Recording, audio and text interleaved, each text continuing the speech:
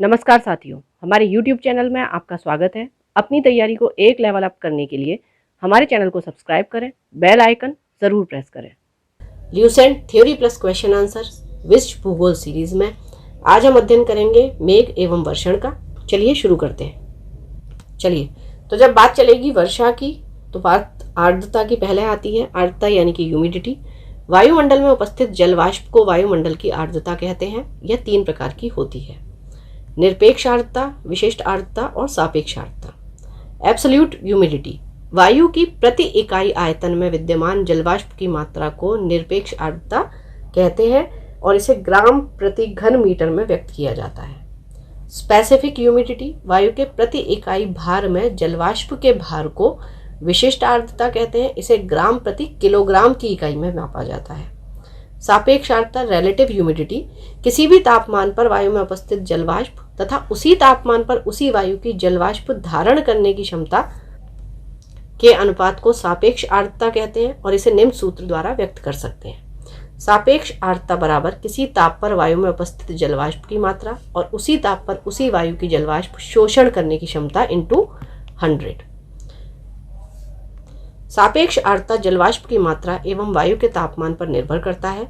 इसे प्रतिशत में व्यक्त किया जाता है। वायु में जलवाष्प की मात्रा अधिक होने पर सापेक्ष आर्द्रता अधिक होती है और वायु का तापमान कम होने पर सापेक्ष आर्द्रता बढ़ जाती है एवं तापमान बढ़ने पर सापेक्ष आर्द्रता कम हो जाती है।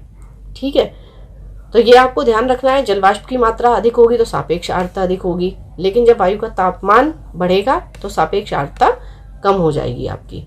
संतृप्त वायु की सापेक्ष आर्द्रता 100% होती है और 45% सापेक्ष आर्द्रता मनुष्य के लिए सबसे अधिक आरामदायक है।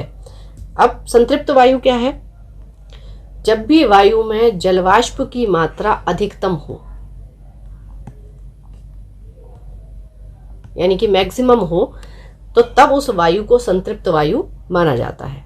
ठीक है, चलिए, संघनन, कंडेंसेशन, जल की गैसीय अवस्था के तरल या ठोस अवस्था में परिवर्तित होने की क्रिया को संघनन कहते हैं। यह 2 कारकों पर निर्भर करता है: तापमान में कमी और वायु की सापेक्ष आर्द्रता पर। ठीक है, आगे बात करेंगे ओसांग यानी कि ड्यू पॉइंट की। वायु के जिस तापमान पर जल अपनी गैसीय अवस्था से तरल या ठोस अवस्था में परिवर्तित होता है उसे ओसांग कहते हैं। ठीक है, जल क्या हो गया, या तो गैसीय अवस्था में बदल से तरल में बदल गया या फिर वो ठोस अवस्था में परिवर्तित हो गया।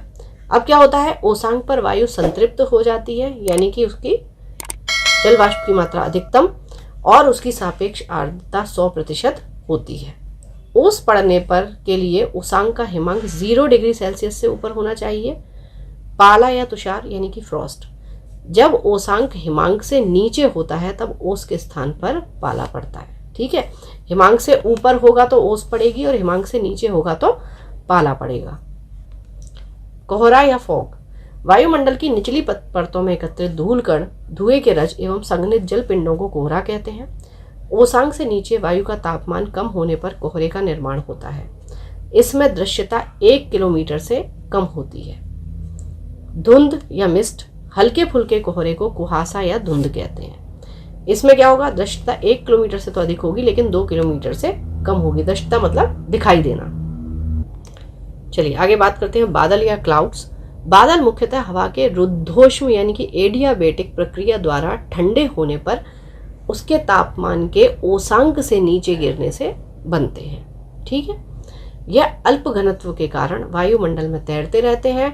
रूप के आधार पर इन्हें निम्न प्रकार से डिफरेंशिएट किया जा सकता है।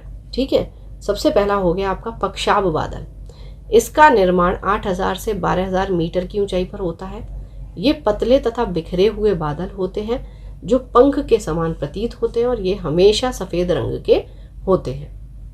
कपासी बादल, कपास का मतलब देखिए रुई, तो यह रुई के समान दिखते हैं।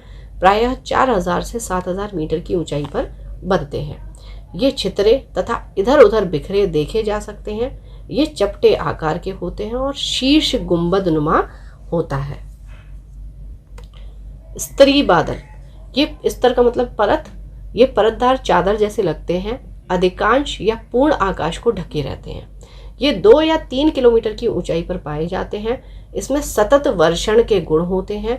ये बादल सामान्यतः या तो ऊष्मा के ह्रास या अलग अलग तापमानों पर हवा के आपस में मिश्रित होने से बनते हैं।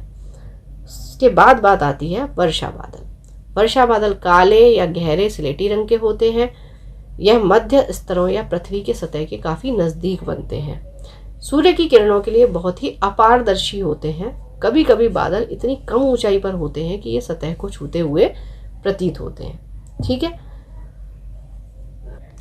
ये 4 मूल रूपों के बादल मिलकर निम्नलिखित रूपों के बादलों का निर्माण करते हैं। ठीक है, अब इनमें ऊंचाई जो हो गई वो 3 हो गई, ऊंचे हो गए, मध्य हो गए और कम ऊंचाई वाले बादल। अब ऊंचे बादल की बात करेंगे तो आएंगे पक्षाभ, पक्षाभ स्तरी या पक्षाभ कपासी।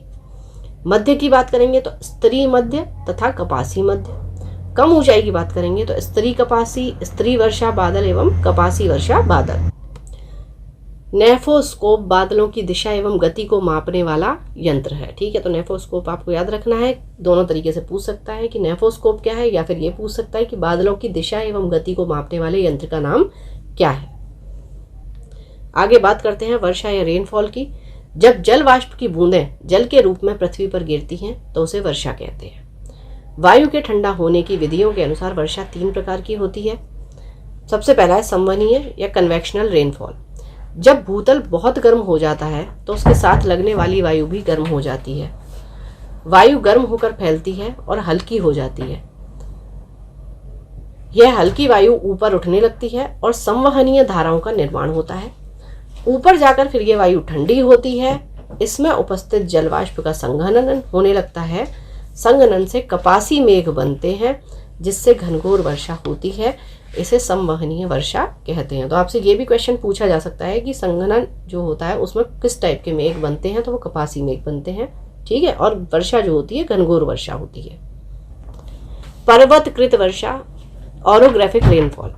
जब जलवाष्प से लदी हुई गर्म वायु को किसी पर्वत या पठार की ढलान के साथ ऊपर चढ़ना पड़ता है तो ये वायु ठंडी हो जाती है। ठंडी होने से यह संतृप्त हो जाती है और ऊपर चढ़ने से जलवाष्प का संघनन होने लगता है। इससे वर्षा होती है और इसे पर्वतकृत वर्षा कहते हैं। चक्रवाती वर्षा, साइक्लोनिक और फ्रंटल रेनफॉल। चक्रवातों द्वारा होने वाली वर्षा को चक्रवाती अथवा वाताग्री वर्षा कहा जाता है। वर्षण, जल वाष्प के संघनन के बाद नमी के मुक्त होने की अवस्था को वर्षण कहते हैं। यह द्रव या ठोस अवस्था में हो सकता है। वर्षण जब पानी के रूप में होता है तो उसे वर्षा कहते हैं।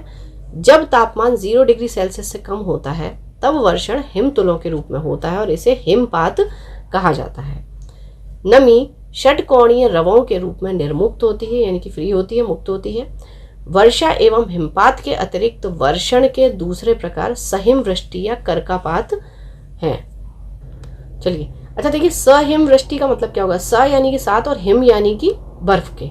ठीक है, तो होता क्या है, जब वर्षा की बूंदें गर्म हवा से निकलती हैं और नीचे की ओर ठंडी हवा से मिल जाती हैं। ठीक है, गर्म हवा से निकली और ठंडी हवा से ये मिल गई जो वर्षा की बूंदें हैं, तो क्या होता है, इसके परिणाम स्वरूप वो ठोस हो जाती हैं और सतह पर क्या होता है, जो वर्षा की बूंदें हैं छोटे आकार में बर्फ के रूप में गिरती हैं। ठीक है, तो इसको हम सहिम वृष्टि कहते हैं। ठीक है, यही बताया है कि कभी कभी वर्षा की बूंदें बादल से मुक्त होने के बाद बर्फ के छोटे गोलाकार ठोस टुकड़ों में परिवर्तित हो जाती है। पृथ्वी की सतह पर पहुंचकर इसे ओला पत्थर कहा जाता है। ठीक है, ये वर्षा की जल से बनती है जो कि ठंडी परतों से होकर गुजरती है। उसके बाद है बादल फटना या क्लाउड बर्स्ट। क्लाउड बर्स्ट होता है। ठीक है, यहाँ ये बर्स्ट होना चाहिए। बर्स्ट का मतलब होता है फटना। तो भारी तूफान के साथ असाधारण रूप से भारी बरसात को हम बादल का फटना कहते हैं। चलिए, मेघ एवं वर्षण से संबंधित कुछ क्वेश्चन आंसर। निम्नलिखित में से किस मेघ को मोती का माता कहा जाता है? ये पक्षाभ मेघ है। ऐसे घने घूसरी बादलों को क्या कहते हैं जो वर्षा करते हैं? ये होते हैं वर्षा स्तरी मेघ। ऑक्टास मापनी का प्रयोग निम्नलिखित में से किसके मापने के लिए किया जाता है? मेघाच्छादन की मात्रा। ठीक है, यानी कि बादलों का जो आच्छादन है वो कितना कितना ढका हुआ है। नेफोमीटर से किसका मापन होता है? बादलों का दिशा एवं गति का। तो देखिए, नेफोमीटर भी आ सकता है और आपका नेफोस्कोप भी आ सकता है। दोनों चीजें ध्यान रखिएगा। ठीक है, कौन सा मेघ वायुमंडल में सर्वाधिक ऊंचाई पर निर्मित होता है? पक्षाभ मेघ। रेशेदार दिखाई देने वाले मेघ को कहते हैं पक्षाब मेघ। निम्नलिखित में से किस मेघ का शीर्ष गोभी के फूल के समान प्रतीत होता है? ये होता है कपासी मेघ। ठीक है, अभी हमने पढ़ा था ना, गुंबदाकार ऊपर से शीर्ष जो है इसका। विषुवतीय प्रदेश में सामान्यतः कौन सा मेघ देखने को मिलता है? कपासी वर्षा। तड़ित झंझा एवं मूसलाधार वर्षा किस मेघ की महत्वपूर्ण विशेषता है? कपासी वर्षा मेघ की। कौन सा मेघ सूर्य एवं चंद्रमा के चारों ओर प्रभा मंडल का निर्माण करता है? तो ये होता है आपका पक्षाब स्त्री। रेगिस्तानों में बादल बरसते नहीं है, क्यों? निम्न आर्द्रता के कारण। ठीक है, जहां पर आर्द्रता कम होगी वहां पर बादल नहीं बनेंगे। ठीक है, दूसरी चीज, जहां तापमान ज्यादा होगा वहां पर आर्द्रता कम होगी हमेशा। किसी स्थान विशेष की वर्षा निर्भर करती है पर्वतों की दिशा पर। भूमध्य रेखीय प्रदेश में किस प्रकार की वर्षा होती है? संवहनीय वर्षा। शीतोष्ण कटिबंधीय क्षेत्रों में किस प्रकार की वर्षा होती है? चक्रवातीय वर्षा। पवन विमुख ढालों की अपेक्षा पवनाभिमुख ढालों पर वृष्टि अधिक होती है।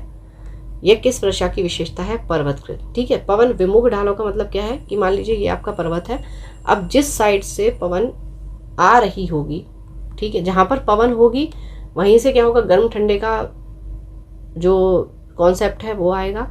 तो वहां क्या हो गया? जो भी ढाल ऐसे हैं जो पवन की ओर हैं वहां पर वर्षा होगी, ठीक है, ज्यादा, तो उस वर्षा को पर्वतकृत वर्षा कहा जाता है। संसार की अधिकांश वर्षा किस रूप में होती है? पर्वतीय वर्षा के रूप में। निम्नलिखित में से किस क्षेत्र में सालों भर वर्षा होती है? भूमध्य रेखीय। निम्नलिखित में से किस क्षेत्र में जाड़े की ऋतु में वर्षा होती है? भूमध्य सागरीय।